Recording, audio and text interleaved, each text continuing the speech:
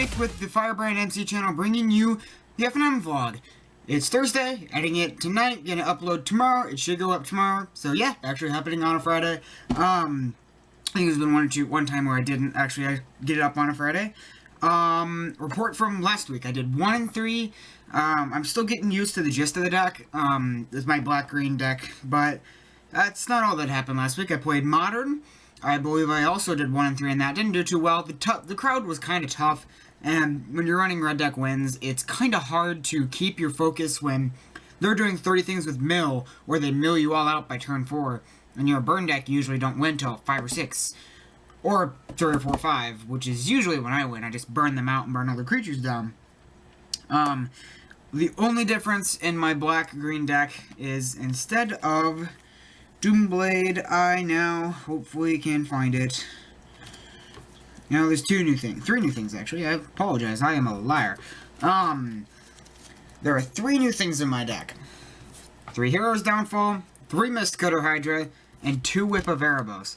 So, Whip is obviously, my creatures have lifelink, I can pay 4, 2 colorless, 2 black, tap it, return something till end of turn, it gains haste, boom, then exiles from the graveyard. Hero's Downfall is just destroy target creature or planeswalker, pretty obvious, better than Doomblade, because it gets the planeswalker out of there too. And Mistcutter Hydra is obviously your haste protection from blue, cannot be countered, 1 green, and access its power.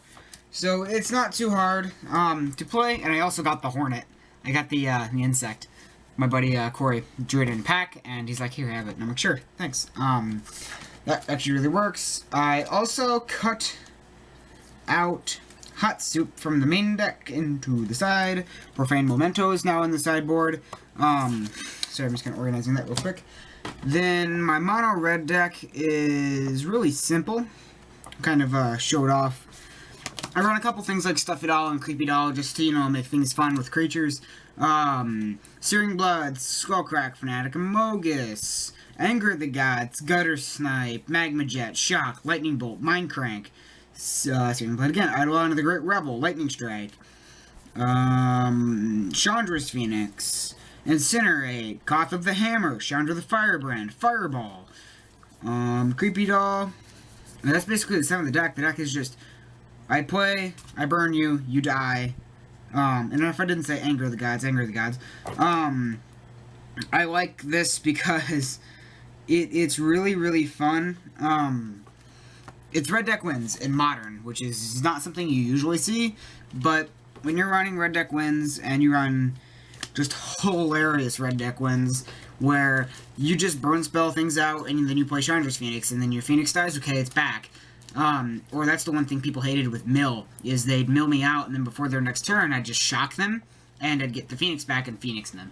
So, I used to have, Perforos in here. He didn't really fit. I don't run enough creatures, and what I do run comes back, which would be helpful, but to play a 4-drop that's usually not going to be activated and maybe do 2 damage over, something that can consistently do more damage than him, or that can just finish them off without me having to pay 4, is really smart. The sideboard, it's kind of like Ember Swallower and Spinothraxes, just really good red cards that destroy land, and then they come in, Spinothraxes comes in, deals damage equal to the number of mountains I control, which is smart in mono red.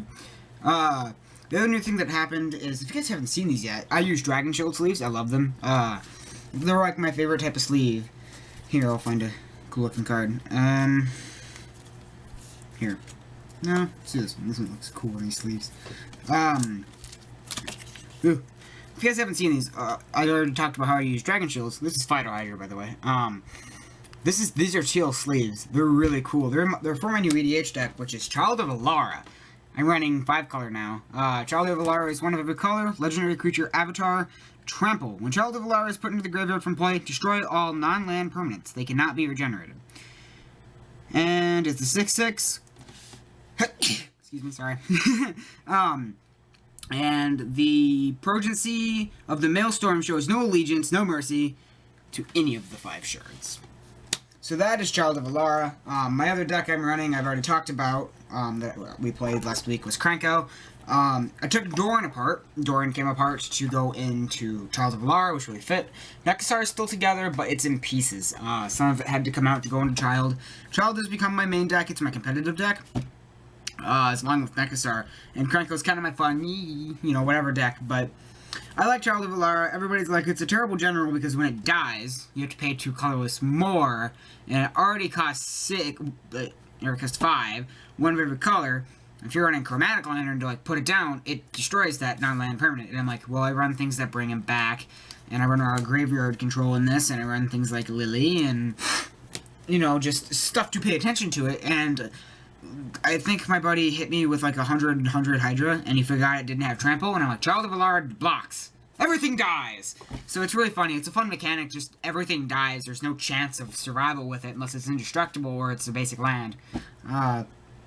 Or it's a land at all. And then land card. So, your dual lands still work, and I run dual lands in this too. It would obviously make sense I would. So, I'm actually going to FNM this week. Tomorrow is FNM. I am going. I plan to, at least. I have 1 hour late arrivals on Friday for my high school, and then we have an assembly tomorrow due to, I don't know why. I think it's because we have a football game this week, and my girlfriend's a cheerleader, so I don't know. But otherwise, I did the Ice Bucket Challenge this week. I nominated a bunch of my friends and my grandma. It was to see if my grandma does it. I'll put a clip in of this like right now. Alright, I hope you guys enjoyed that. I try to be funny. So anyways, I really want to keep working on Black-Green. There's a lot more I can do to it. I think I really just need to get into the gist of playing Black-Green. I've never really played Black-Green before, and it's really new to me. Well, Black-Green and Standard. I mean, I've run it in Modern and ADH, and that's a lot different, because I can run a lot better of cards than now, and really soon here, the Ravnica block goes out, so I don't have much room to wiggle. So I'm really paying attention to what I'm playing, what goes in, what comes out, and the plays that happened. I've sat a couple of times where people have, asked me, are you okay? Because I'll sit like this. Or like, I'll see if you grab my sideboard. I'll sit like 7 of them. Trying to make this real. I'll sit like this.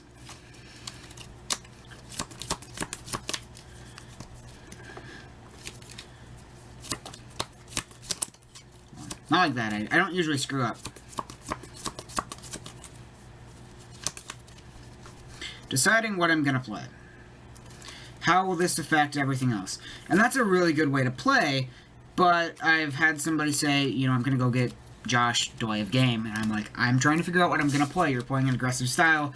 I'm not playing an aggressive style. But you can tell I watch a lot of Pro Tours, because if you watch the Pro Tours, all the guys that play go. They do it a lot smoother than I do. And then they look over their hand, and they fold it, and they do this. I don't like usually doing that because it bends your cards, but anyway, sorry for the short Friday vlog this week. Vlog has a V. Keep doing that.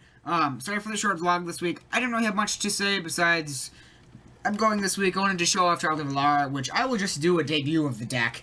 Something fun like that. I got a Soul of Ravnica. I bought a I actually bought that in a pack. I bought a M15 Fat Pack. And the art on this box is pretty. This is really pretty art for Garruk. And I like, it's the whole dark twist that, the story doesn't, or the game doesn't go in order with the, the sets. Like, Jace, Mind Sculptor, is Jace's most powerful thing, and that was a few years ago. Garruk Apex Hunter is right after he gets out of Innistrad. So that really, you have to pay attention to when it's happening. And it really makes sense. I think Garruk Apex Hunter will be the last time we see Garruk for his most powerful. They might release Wildspeaker 1 or 2 more times. I know Sarkhan's coming out. I believe Chandra might come back out, too. Chandra is one of the main core. Jace, Lily, Chandra, and, Garruk. And a Johnny, usually a Johnny, or, you really don't hear too much about Gideon. Gideon's not exactly the best white planeswalker. Everybody gives him crap because he turns into a man and is still a planeswalker, but I mean, Hero's Downfall. You have no creature, no walker. Okay. But that's susceptible with every card. He doesn't do enough to make sense unless you're running a deck that purely runs around him, which is usually in Modern because they run 4 of each of him and probably 4 of each Johnny. Besides Johnny Vengeance, can't run red unless they're splashing.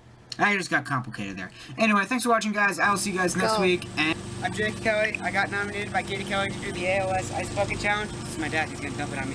I'm nominating Marcus Stone, Sean LeGrand, Mia Lester, and my grandma Nancy Wiltman. Do it. No, sir. You always wanted to do this, haven't you? That's really cool. You're a huge bush. You need to have ice in it. I don't have ice. We don't have ice.